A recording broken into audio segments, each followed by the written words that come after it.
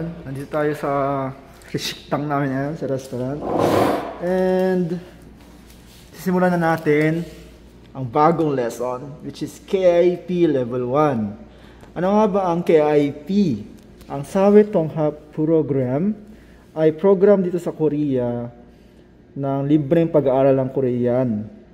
Meron po siyang level 0 to 5. And importante po itong KIP na to para pag gusto mong palit ng visa, mas malaki yung chance mong makapagpalit dahil may katumbas na puntos bawat level. And ngayon, since ang daming nagre-request na magturo ulit ako, sisimulan natin na ang level 1. Ready na ba kayo? Chan, Seboy Chopsticks. Let's go! So, 한국어와 한국만화. So, let's start agad-agad kasi wala tayong oras. And disclaimer lang, no? Kasi mahirap talaga gumawa ng videos. And sa totoo lang, di naman ako nababayaran dito sa YouTube pa. Kaya, tuwing may time na akong gumagawa. Pero, since dami nagko-comment, sisimulan na natin. 한국어와 한국문화. So, 한국어, Korean language. Tapos, 한국문화 is yung culture. Para sa mga self-study dyan, makakatulong talaga sa inyo to. And, to be honest, yung KIP dito sa Korea, labanan ng slots. Sobrang hirap pumasok sa klase kasi nga libre, tapos Korean yung magtuturo sa'yo. Pero, susubukan ko namang ituro sa inyo ng masinsinan, gaya ng mga last videos ko, di ba? Yung mga hindi pa nakapagbabasa dyan ng maayos or nagsisimula pa lang, maganda rin naman to, pero much better if na-master nyo na yung Hangul o yung Korean alphabets. Kasi nga, mahirap mo itong maintindihan kung di ka nakakabasa ng mga kaya nito na 안녕하세요. Ang topic 1 sa book KIP level 1 ay 안녕하세요. Ano nga ba ang 안녕하세요? 안녕하세요? 안녕하세요. So, tignan nyo. Isipin nyo pa lang kung ano yung topic sa 안녕하세요. It means parang greetings, di ba? So, next slide.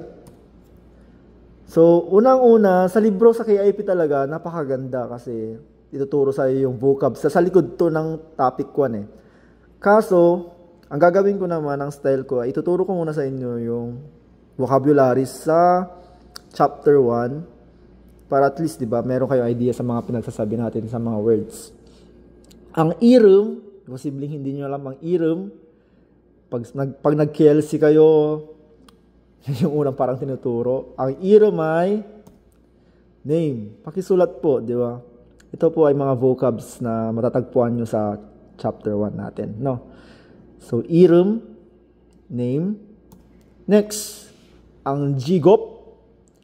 Jigop ay occupation, trabaho. Pakisulat po. Ready po kayo ng notebook kasi pag binabasa nyo lang or pinapanood nyo lang, mas maganda pag sinusulat nyo kasi at least naprapractice nyo yung spelling and maalala nyo talaga yan pag kayo nagsulat mismo. Next, cook joke. Cook joke. Ang cook joke ay nationality. So, pwede nyo na lang i-post no kung masyadong mabilis. Alam nyo namang sinasabi nyo mabilis. Pero, ganun dapat. Bakbakan tayo para wala man tayo ma-discuss, no? Next, onu. Onu means which. Next, Nara. Nara. Ang Nara ay country. Next, Saram. Saram. Saram means person, tao. Next, Hanguk. Hanguk. Imposibleng hindi alam yan. Pag magkukorea ka, pag di mo alam yan, ay nako. Ang Hanguk ay South Korea. Sir, bakit yung basa mo ay Hanguk at hindi Hanguk? N naman yun nasa baba, sir. Hindi dapat ang basa niyan ay Hanguk, di ba, sir? Bakit nga ba? Ang basa dyan ay Hanguk dahil pag magkasunod ang N at saka G or K, nagiging NG na yung pronunciation nung nasa baba. Vice versa, pag nasa baba yung K at nasa sundan ng N, nagiging NG yung nasa baba. So, ang tamang basa dyan ay Hanguk. Hanguk. South Korea. Next. Philippine. Philippine. Philippine. From the word itself, Philippines. Next. Miguk. Miguk. Ang Miguk ay Amerika.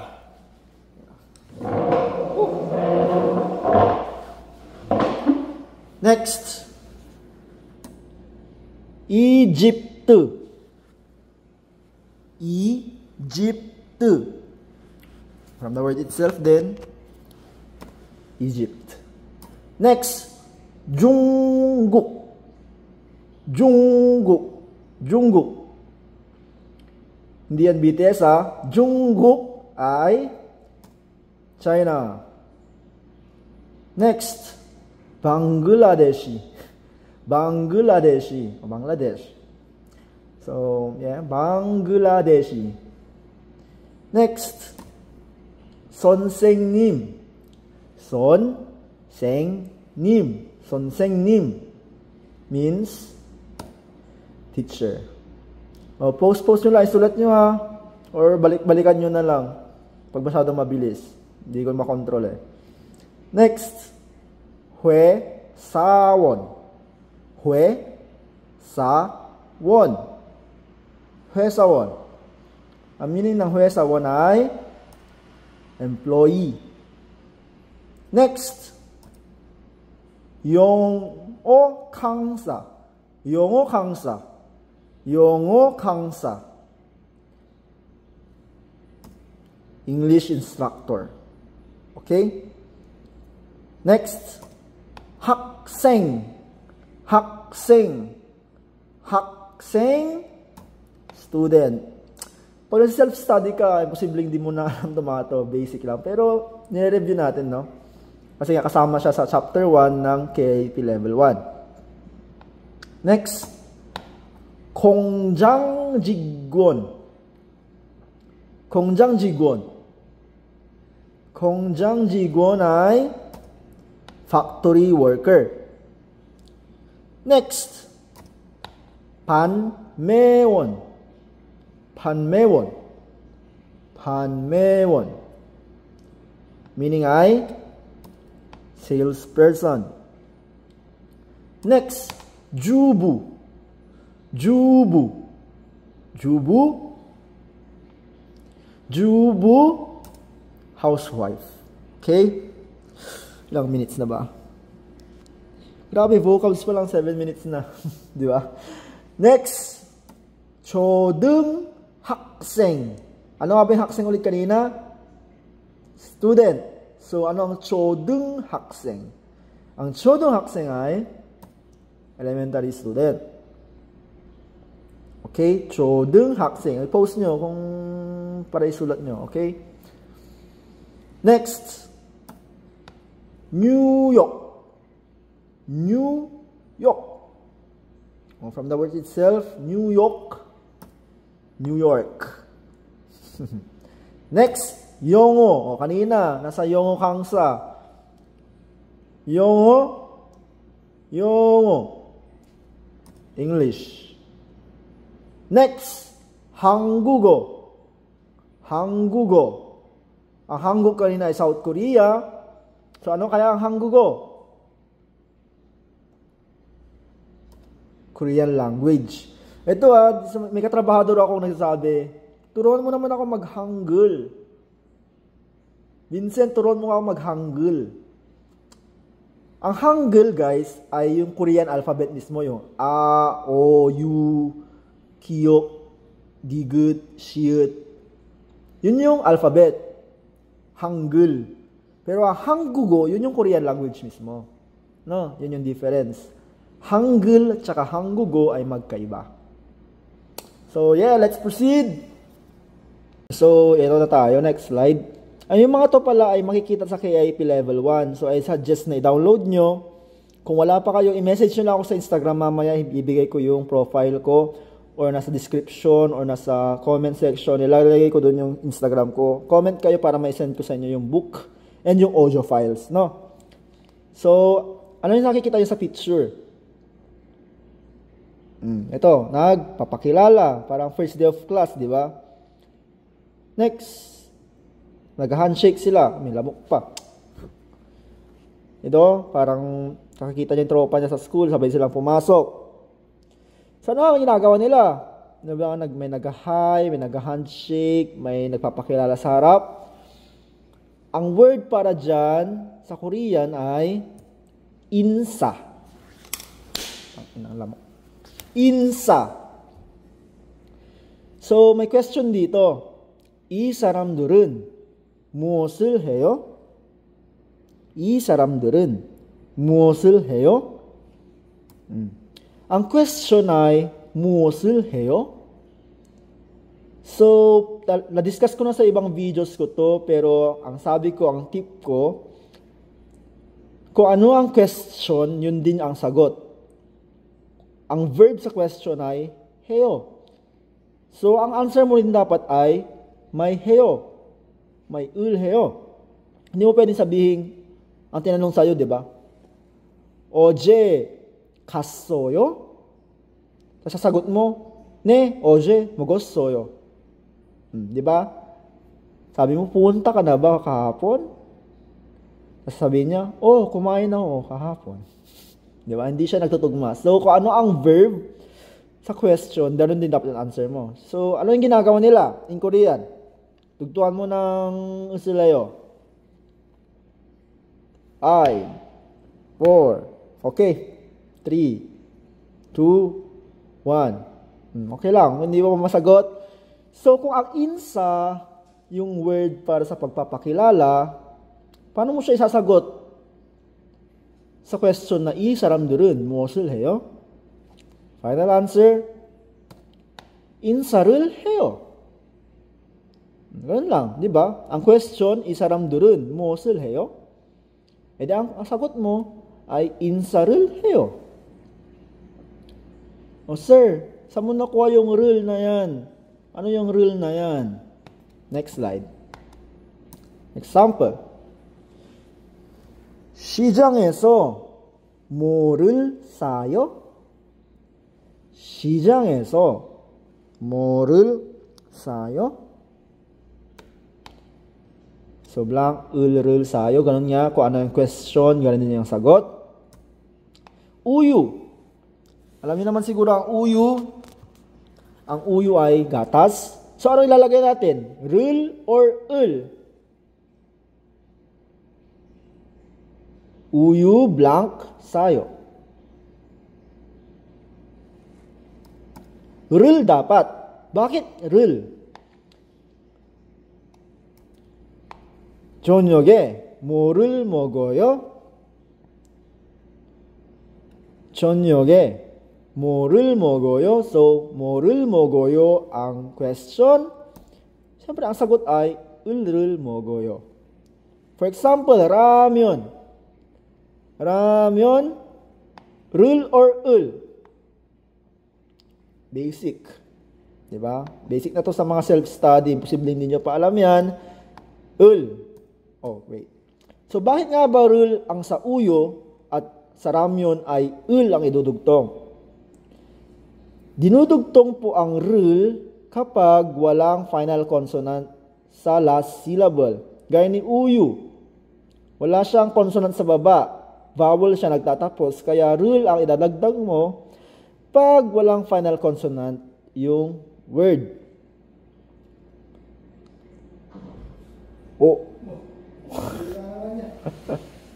Pakain ka? Hirap eh. Wala na it. Wala na namang pasok bukas. Location tayo.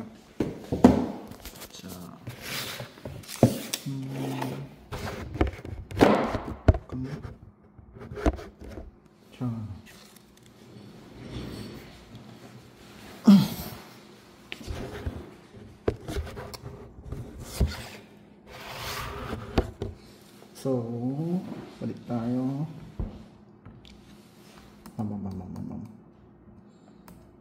Nasaan na ba ako kanina?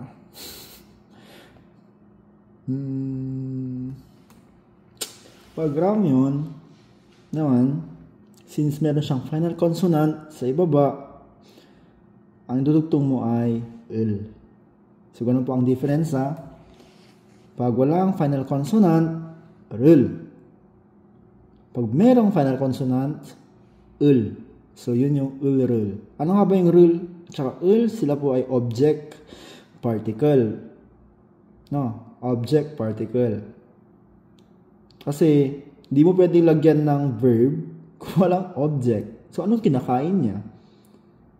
Lalagay mo yung L tsaka L sa isang bagay, sa isang noun, para yun yung gagawin ng verb mo. For example, sinabi mo lang na 사요. 시장에서 뭐를 사요? blank sayo. Kung kuwari nilagyan mo dyan ng ballpen, rul sayo. So, ballpen na yung binibili mo. Kung ano yung nakadugtong sa rul, o ano yung dinugtong mo, ano yung nilugtungan mo ng rul tsaka ul, nagiging object mo na siya. Yun na yung binili mo. Isa pa. 저녁에 뭐를 먹어요? So, kunwari, tanggal mo yung nilagyan natin dito ng chopstick or 젓가락 in Korean. 젓가락을 먹어요. So, kinakain mo yung chopstick. Pag dinugtungan mo ng rul tsaka ul, yung isang bagay. No? So, next tayo. So, my next question is, 여러분은 어떻게 인사해요? Sa KIP guys, pag nag-enroll na kayo, pag nandito na kayo sa Korea, ganito yung gagawin ng teacher nyo. Tatanungin kayo isa-isa. Yan, 여러분은 어떻게 인사해요? Kunwari, syempre, hindi lang naman Pinoy yung mga estudyante sa KIP. May mga Bangladesh, mga ibang EPS workers. So, tatanungin kayo dyan kung paano kayo nagpapakilala, paano kayo nag-greetings. For example, sa Pinoy, nagmamano, or kamusta, mga ganun. Or pag sa ibang bansa, nagbibeso-beso, ganun. Yun po ay insa. No? Tatandaan nyo ha, insa is greetings. Ang first grammar sa chapter 1 ng KIP level 1 ay iyeyo, yeyo. Ano nga ba yung iyeyo, yeyo? May nakalagay dito na myong. Ang meaning ng myong ay nouns, myongsa, in short, myong. So, dinudugtong lang daw itong iyeyo, yeyo sa mga nouns. Hindi siya pwede sa verb, hindi siya pwede sa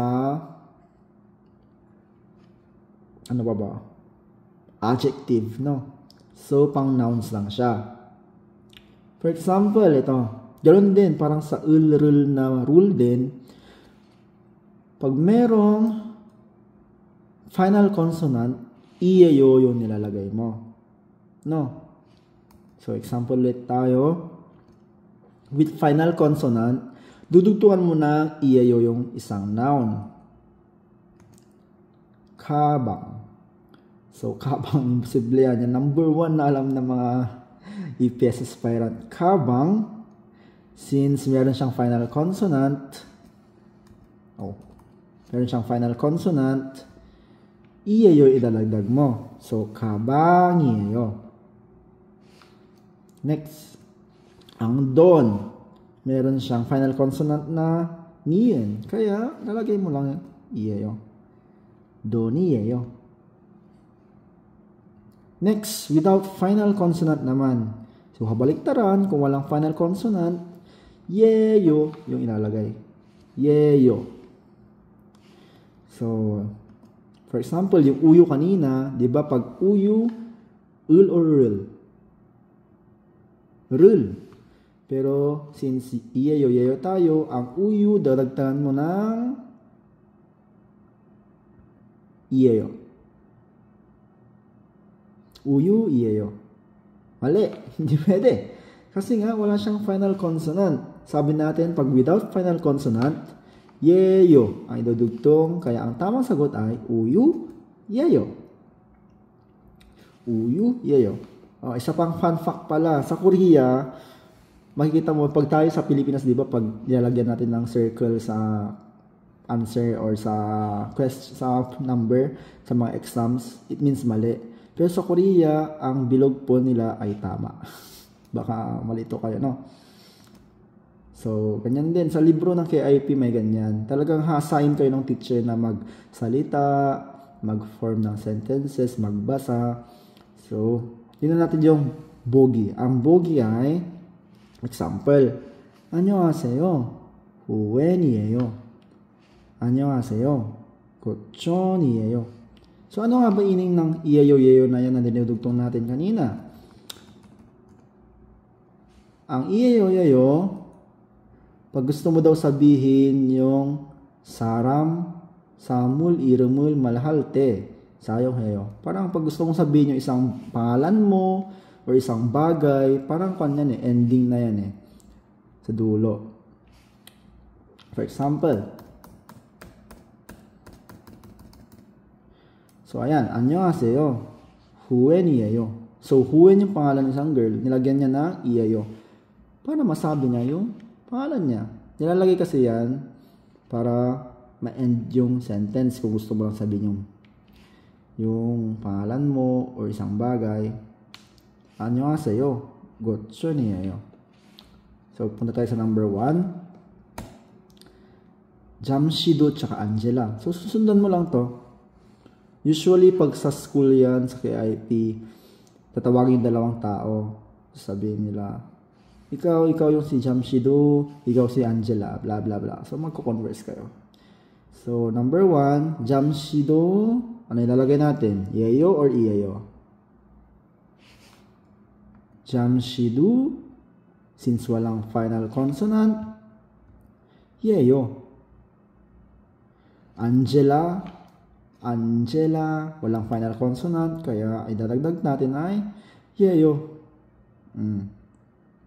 Next, number 2. Iring tsaka rahuman. So, susundan mo lang yung pattern na, yun yung example. 안녕하세요.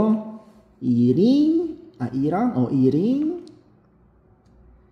안녕하세요. rahuman. irang이에요. 안녕하세요. rahuman, since may final consonant, rahuman이에요. So, yan practice lang kayo Number 3, Jason, tsaka si Ramin. So, 안녕하세요. Jason이에요. Since may final consonant, iya yung nilagay natin. 안녕하세요. Ramin, since may final consonant, iya yun. Tandaan mabuti. Balik tayo sa slide. Ang iyayo tsaka yayo, pag merong final consonant, iyayo. Pag walang final consonant, yayo. At tatandaan mabuti, pang dinudugtong lang siya sa mga nouns. Hindi mo pwedeng sabihin, mogo, iyayo. Ka, iyayo. Kada, iyayo. Hindi pwedeng mga ganun hindi pwedeng verbs. Hengbuk, he, iyayo. Wala pong ganun. Pang nouns lang po siya, nouns. So, next tayo.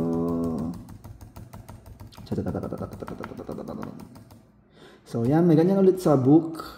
So, baka natatandaan mo nyo pa yung vocabs natin kanina. Ang irum, pangalan, name. Ang jigop, tingnan mabuti. Hindi ka nagsulat, no? Pag jigop, it means occupation, trabaho. And kukjok ay nationality. So, may example ulit dyan. Pag sa school yan, pababasahin kayo isa-isa. Tapos, yung mga example dyan. For example, teacher yan. Tatanungin niya yan. Irumi mo yayo? Angela yayo. O, yan o. Si Angela. Kunwari, yan. Next, jigobi mo yayo? Ano daw jigob na Angela? 회사 원이에요. Next, 어느 나라 사람이에요? Ang cook joke ni Angela ay Philippine, so Philippine saram이에요. So, next example tayo, Jason, 이름이 뭐예요? Ito yung example, mamaya mag-practice kayo mag-isa kasi pag practice pa natin to ng dalawa tayo, may haba-habang oras yung kailangan. So, mamaya, practicein mo yan. 이름이 뭐예요? tignan mo yung example. Jason이에요. Next question. 직업이 뭐예요? Since ang 직업 daw ni Jason ay 영어 강사, so 영어 강사이에요. 영어 강사이에요. Tama ba? Hindi pwedeng 강사이에요. Bakit hindi pwedeng 영어 강사이에요? Since wala siyang final consonant, dapat ay ilalagay mo ay 예요 lang. 영어 강사예요. Hindi pwedeng 이예요. Kasi nga pang with final consonant lang yon. So, 영어 강사예요. Next, 어느 나라 사람이에요? Ang meaning ng 어느 나라 사람이에요 o from which country ka, anong nationality mo, anong lahi mo. So, ang lahi daw ni Jason ay 미국. So, para magamit siya sa sentence, kailangan mo siyang dugtungan ng 이예요. 미국 사람이에요. So, sir, bakit sa iba naman, di naman nila dinudugtungan? Or, for example, pag tinanong ka, 어느 나라 사람이에요? 미국. Parang walang galang, 미국, ganun lang. Hindi pwede. Kung ano yung, sabi ko nga, kung ano yung question sa'yo, ganun din dapat yung answer. 어느 나라 사람이에요? 미국 사람이에요. May galang. Pang-answer, iyeyo. Dinudugtong talaga yan sa mga nouns para masabi mo sila. No, hindi mo kasi pwedeng sabihin na pag tinanong sa'yo, 이름이 뭐예요? Angela. Di ba? Parang walang respeto. Ang galang-galang nagtanong sa'yo na, 이름이 뭐예요? Mayo, 뭐예요? Tapos sabi mo lang, Jason. Which is tama pa rin naman, pero napaka walang galang, di ba? Na parang ang ganda-ganda ng tanong sa'yo, tapos yung sagot mo is napaka kulang. Walang ka-effort. So, kunwari, pag tinanong ka, 이름이 뭐예요? Pangalan ko, Vincent-이에요. 직업이 뭐예요? factory worker or 공장 직원이에요. 어느 나라 사람이에요? Ako ay Pilipino, kaya Philippine saram이에요. Yun ang first grammar natin na 예요, tsaka 이예요. So, next grammar tayo sa chapter 1 ng KIAP level 1, 은는. So, parang iyeyo-yeyo din, yung sa lang daw siya dinudugtong, pang nouns lang. So, 은는. So, tingnan natin yung example. 고촌 씨는 주부예요? 네, 저는 주부예요. Next. 김성민은 학생이에요? hindi siya patanong. So, 김성민은 학생이에요. 김성민은 학생이에요. So, ang difference nila ulit, parang rul din, or yung iyeyo-yeyo, pag walang final consonant, ang idudugtong mo ay 는. For example, kanina, 우유는. Angela는 ano pa ba?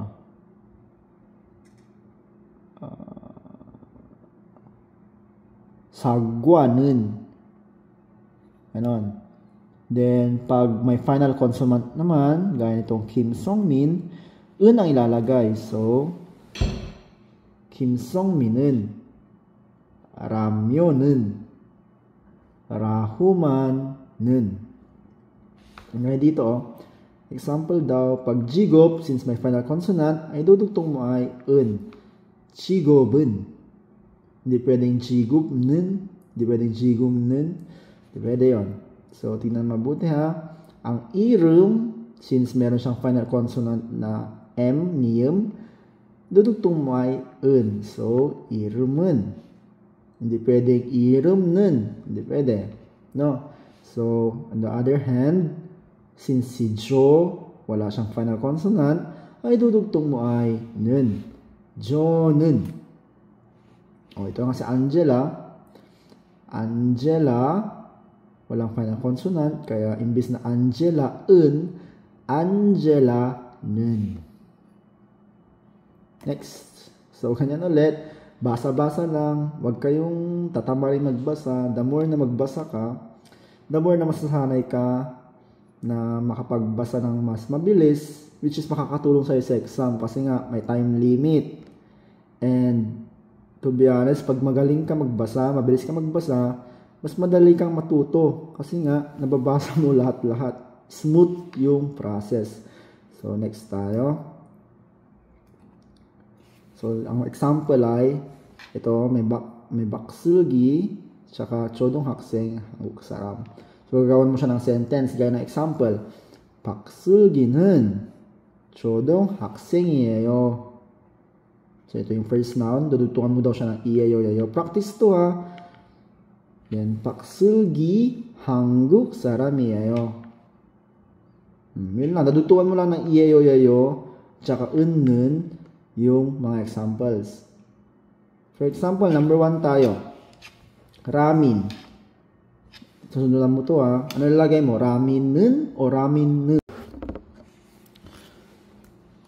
Number 1 tayo. Ramin, 학생, tsaka Egypt saram. Susundan mo lang yung para example ha. So si Ramin, dudugtungan muna natin ng or 는. Ay dudugtong natin kay Ramin ay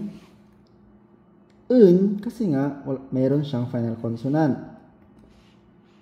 So Ramin은, then yung 학생, ano idudugtong natin? Yeyo or iyeyo?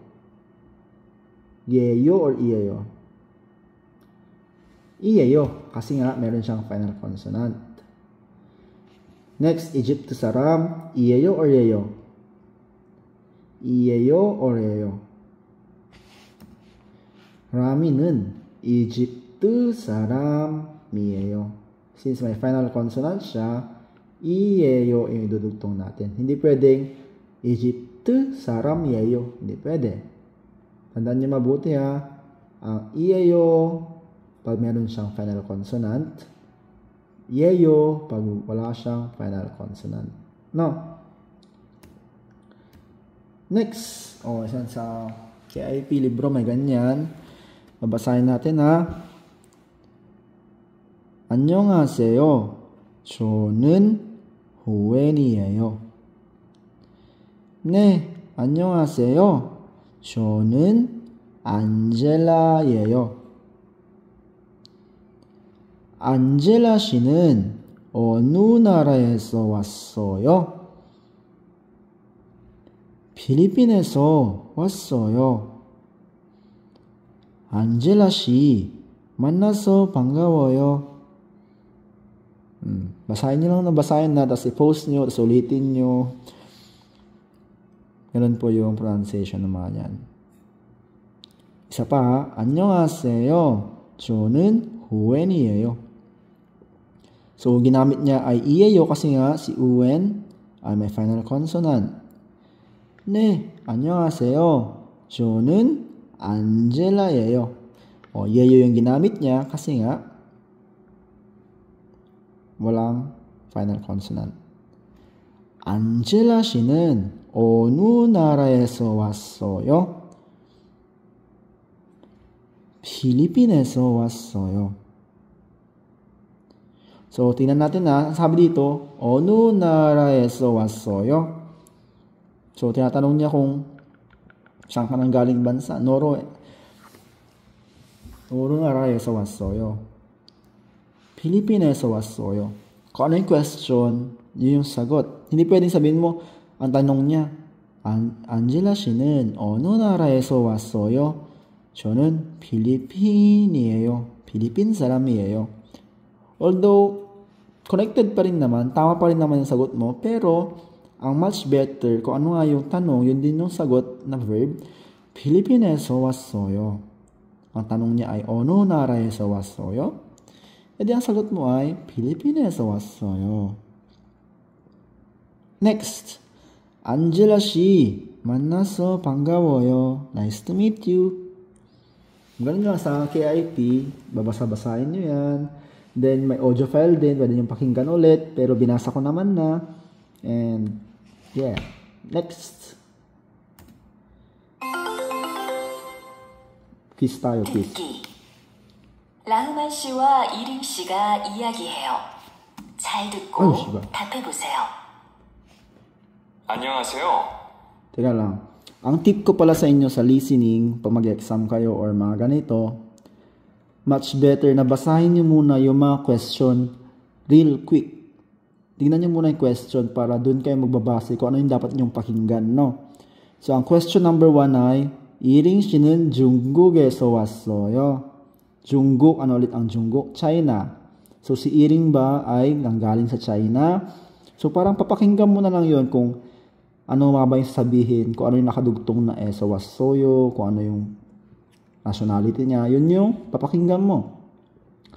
Then next, number 2, 라호만 씨는 어느 나라에서 왔어요? Si Rahoman naman na, saan daw nanggaling?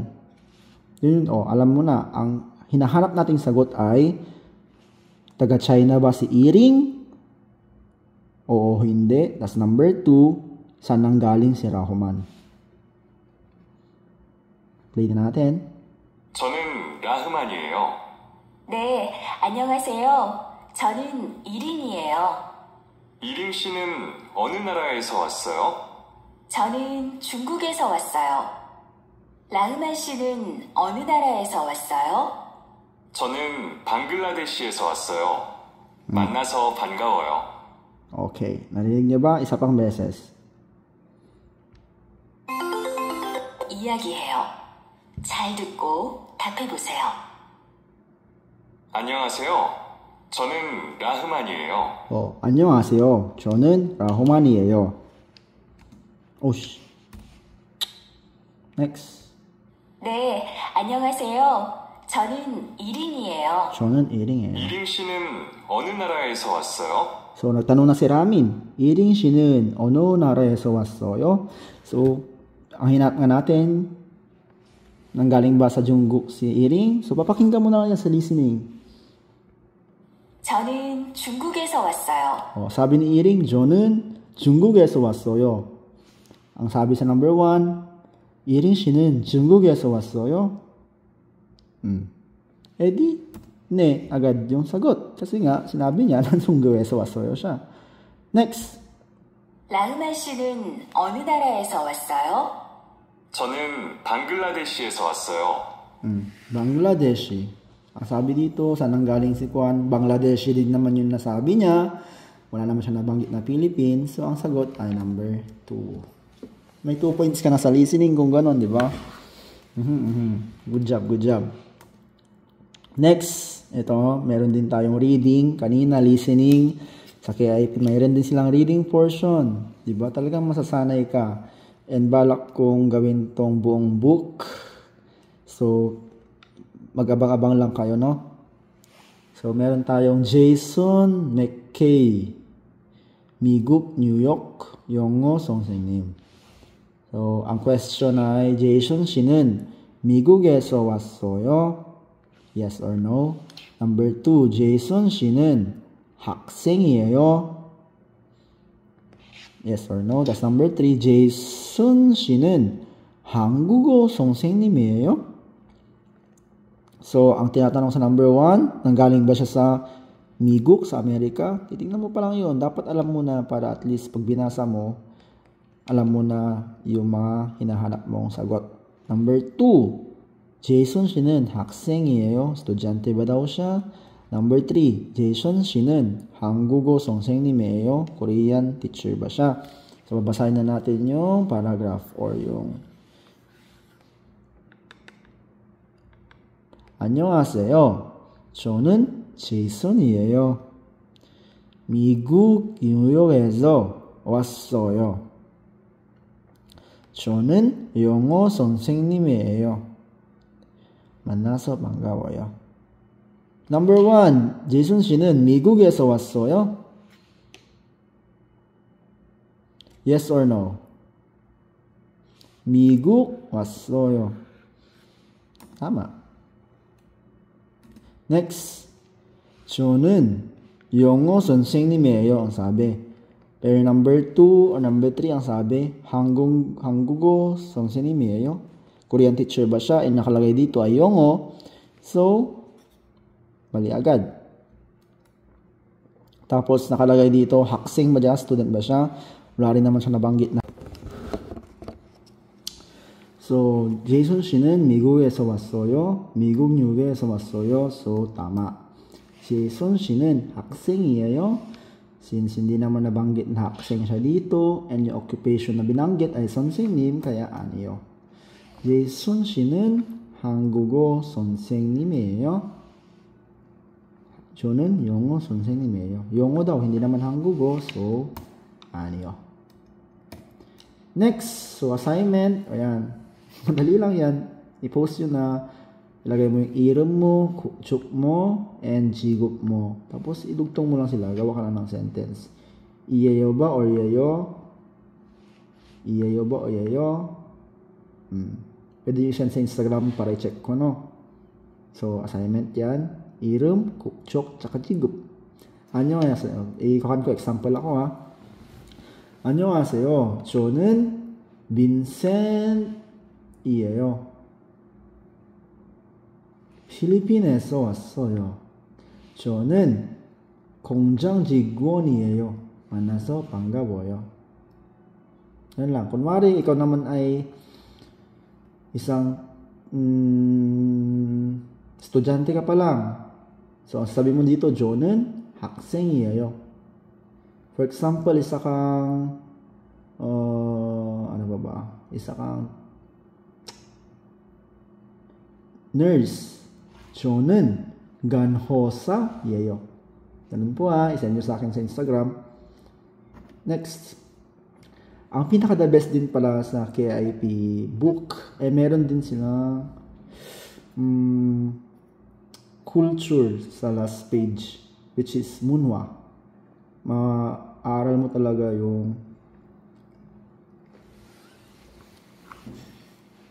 culture ng Korea. So, ang culture number 1 ay 한국의 인사말. So, ayan, 만날 때 어떻게 인사해요? Pag nagkikita daw yung mga Korean, ano yung ginagawa nila? Di ba nagbabaw? 안녕하세요, 안녕하세요. 처음 뵙겠습니다. 안녕하세요. Nagbabaw sila, nagbabaw. 헤어질 때 어떻게 인사해요? Pag nagbababay daw, anong ginagawa nila? 안녕히 계세요. 안녕히 가세요. 안녕. 안녕.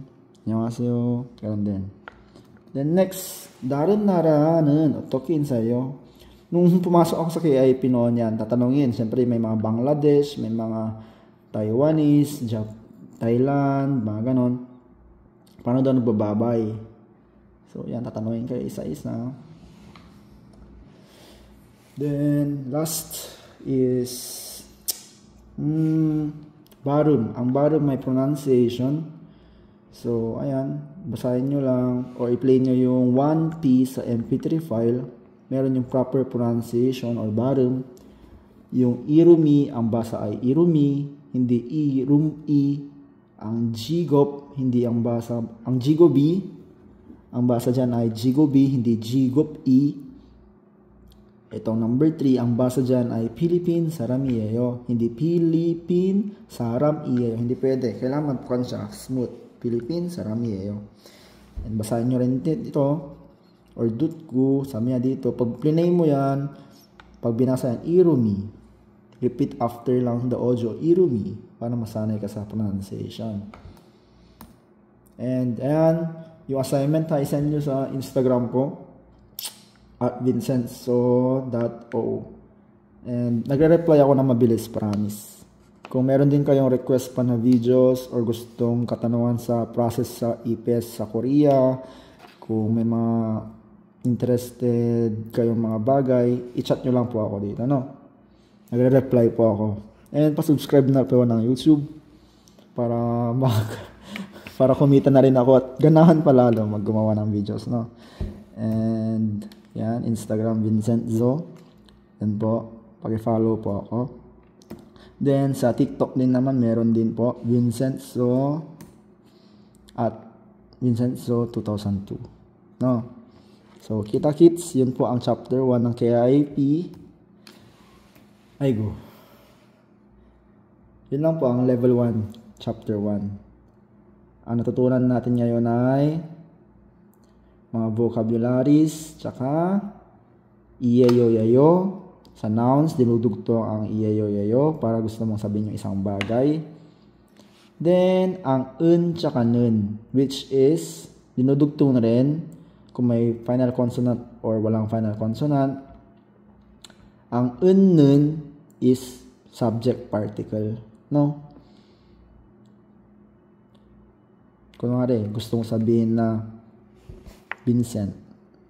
저는 Vincent. Ako ay, yan, nun. Dinudugtong nila sa nouns para gawing subject sila. Pero madami pa siyang meaning kasi. Pero ang pinaka-basic pa lang, since nasa chapter 1 pa lang tayo, ang nun ay subject particle. So, kunwari, pag dinugtungan mo yung ramyon ng nun, ramyonun. Pinag-uusapan natin yung ramyon sa yung subject. For example, ito pa. Gochon 씨는, so si Gochon, nag-uusapan natin si Gochon kasi dinagdagan natin ng nun. Isa bang jubu, isa bang housewife si Gochon? Si Gochon yung pinag-uusapan. Subject particle po ang tsaka nun. No? Subject, particle, topic marker, subject marker. So topic, subject marker sila. Sila yung pinag-uusapan. For now ha, madami pa yung complex meaning, pero pag dinugtungan mo ng tsaka nun, sila po yung pinag-uusapan. Pag dinugtungan mo naman ng tsaka ril, sila po yung object. And iyeyo-yayo, sila po yung pang-end ng sentence. Or gusto mong sabihin yung isang bagay. No? Kaya nito, 젓가락이에요. laptop이에요. 마우스예요. 키보드예요. 이건 손이에요. 손톱이에요. Alam po, no? So, yan na lang po. And kita-kits next.